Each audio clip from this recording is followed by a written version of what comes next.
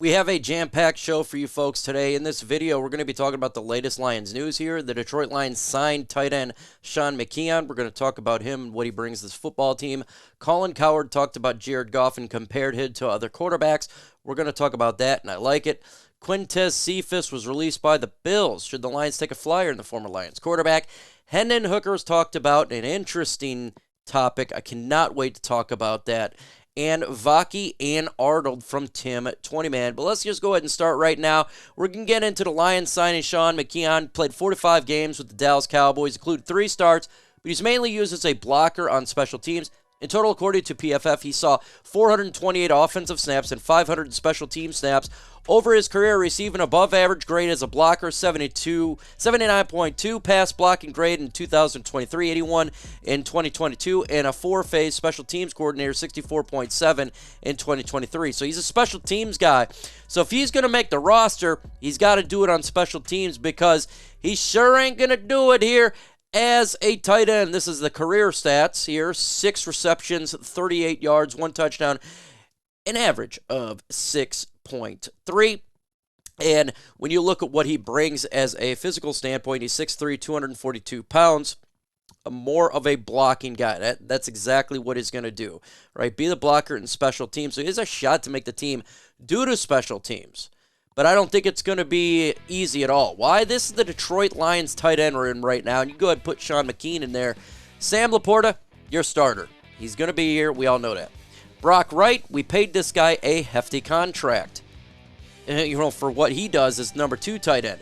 James Mitchell, we drafted a couple years ago. We all expect at some point that he's going to get some sort of targets, more than expected. And Shane Zylstra is on the team. He got injured last year. So if he's trying to make it, he has to strictly do it on special teams. That's where it'd be at because it ain't going to happen anywhere else. Honestly, I don't think the Lions are going to sign him, or not sign him. I don't think the Lions are going to have him make the team, 53-man roster. But grade the signing right here, A, B, C, D, or F. Let me know your thoughts in the comments below. Give them that it's a flyer.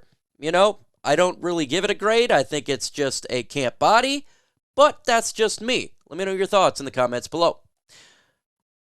Colin Cowherd, a guy who talks a lot of football. He's on ESPN, Fox now, does a podcast here, and he talked about Jared Goff in an interesting light, and he had him ranked above other quarterbacks. This is what Mr. Cowherd said. He said, the headline says, where does he leave Dak Prescott and the Cowboys? Well, I don't know. Those are 2 different conversations because Jared Goff's a much better quarterback than Dak Prescott. Cowherd said, Jared Goff's been to a Super Bowl and 2 NFC championships in the same conference.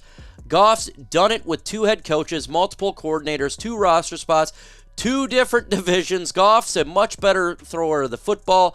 Goff's contract extension should not look like Dak's because they're not in the same player. In fact, I would say Goff is much better. Continue on. This is the hardest one here about Joe Burrow is a better, but Burrow has been 4 straight years of injuries. Goff never gets hurt, and I've go Goff, and I love Burrow, said, but you ain't concerned about Burrow's injuries? When's the last time he's had a good September? You're getting to the point where Joe Burrow, where the injuries are a part of it, and like you have to break it. People always bang on Lamar Jackson for being hurt, but okay.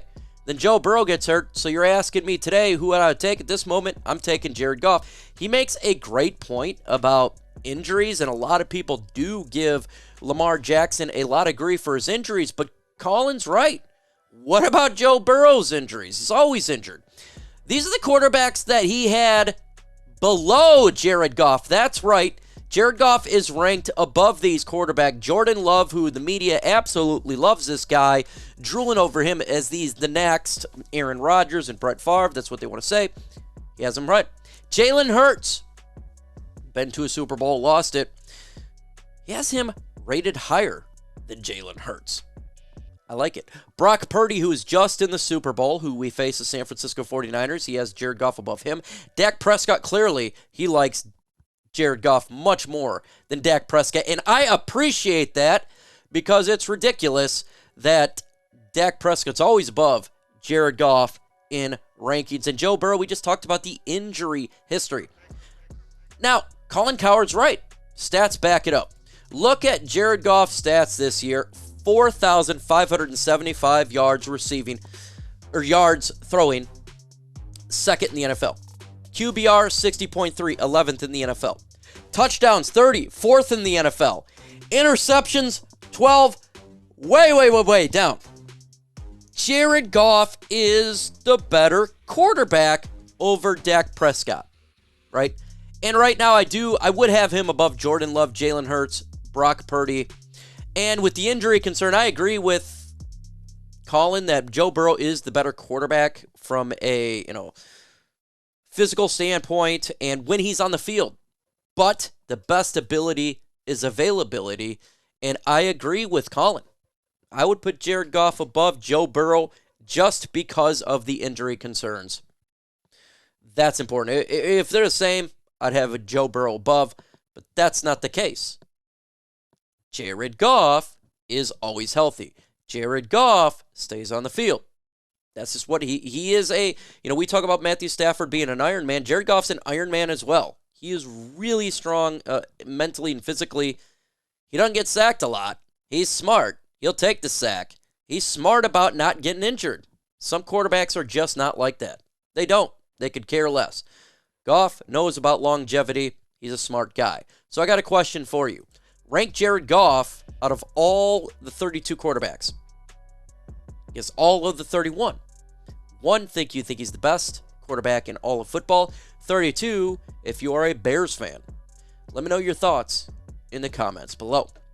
Let's continue on here with the news there. Look, a player was released by the Buffalo Bills, a former Detroit Lion who was suspended last year due to betting on games. He was suspended for the whole year. He was the Lions receiver. I think we thought about potentially, would he make the roster before he got suspended? And obviously he got let go. The Bills just let him go. So he is now a free agent. The Detroit Lions could use a little bit better depth at the wide receiver position. Less than a month after getting a second chance in the NFL following his year-long gambling ban, Quintez Cephus, the former fifth-round wide receiver pick from the Detroit Lions, is back on the free agent market. I did like Quintez Cephus when he was a Detroit Lion. I felt like he was getting better in contested catches. He's a feisty little guy. He's not the fastest. He's definitely not the best wide receiver, but he was a physical guy, and he did do well with the limited snaps that he had. It was not much. We're going to get into that in a minute. The issue with him, obviously, is the gambling, but clearly the Detroit Lions wouldn't care about that. Why? Because we just put CJ Moore. Other than that, it was more injuries with him. But guess what? He had a whole, basically, year off to heal. So he is back on the market. Should the Detroit Lions take a look at him? Well, what did he do his career? Not a lot, right? 37 receptions, 568 yards, 4 touchdowns, an average of 15.4. That's his career stats. Rookie year was his best year, in all honesty. And then he was dealing with a lot of injuries, right? That was the big issue. It's not his play on the field, it's more of injuries. But he would have to compete with a gigantic roster of the Detroit Lions wide receivers. Amon-Ra St. Brown, 1. Jamison Williams, 2. Khalif Raymond, 3. Donovan Peoples-Jones, 4. Antoine Green, 5. You could put Isaiah Williams on here, Traquan, Tom Kennedy, Darius Fountain. If the Lions were to sign Quintez Cephus, it'd be battling for the final roster spot. Personally, I look at this, I'd probably just stick with Antoine Green. I don't mind competition at all. I really don't. So if they want to do this for like a veteran minimum for a competition, see if he makes it, fine. But I would actually take Antoine Green right now over Quintez Cephus. I like what I saw from him in the preseason. He's been with the team. He's a younger player. He's developing, and we know the development for this franchise. They know how to develop their players. So I would be ready to move on in a different direction. Me personally, that's what I would like to do. But again, look, if you're one who just wants competition, there's really no problem with that, right? If it's not going to cost you much. So I got a question for you. Would you bring back wide receiver Quintez Cephus to compete to make the roster this up-and-coming season? Y for yes and N for no. Blow up the comment section with your thoughts. Can't wait to talk about Hendon Hooker here because I just read something very interesting by Tim 20man. He answered a question from the fans. And this is something I have brought up that we don't talk about a lot. And I really, really like this idea. Tim 20man talks about this. He was asked this. The Detroit Lions have Hendon Hooker. Could we use him as a specialty player like we've seen from other teams that use former quarterbacks as tight ends or that type of thing? He says Jared Goff is a starter for the foreseeable future and reportedly inking a 4-year extension this week. Where does that leave Hendon Hooker? Nothing changes for him. He's now healthy and will get a full workload competing as Goff's backup. The Lions drafted Hooker in the 3rd round last season, knowing that the rookie was going to be a redshirt season and coming out of the ACL year. He got his feet wet in practice late in the year, and the Lions are like his development path. Hooker offers something different because of his athleticism and ability to use his legs and plays. I can certainly see some goal line and short yardage packages designed for Hooker to put in some added stress on defense's ability to run the football. It would be fun to see and play him in camp and preseason. I 110% agree with this. Absolutely. Make him a gadget player in NFL games on specialty plays. Use his athletic ability and his strong arm capability. It would really screw up defenses because they wouldn't be used to it. This guy's not just a running quarterback. He can pass the ball. Why not have packages for him? I think that would be a fan-freaking-tastic idea. Should the Detroit Lions use Hendon Hooker as a weapon? Let me know your thoughts in the comments below. Tim 20man talked about 2 players that were really good in camp, the rookie minicamp, and one being Vaki. Holmes wasn't lying when he said he thought Vaki was the best special teams player in the draft. He dominated the kickoff periods at minicamp. I was also really impressed with his hands and as the player who played running back in college as an injury replacement. He could make an immediate impact on special teams and work his way to the offense as a versatile weapon.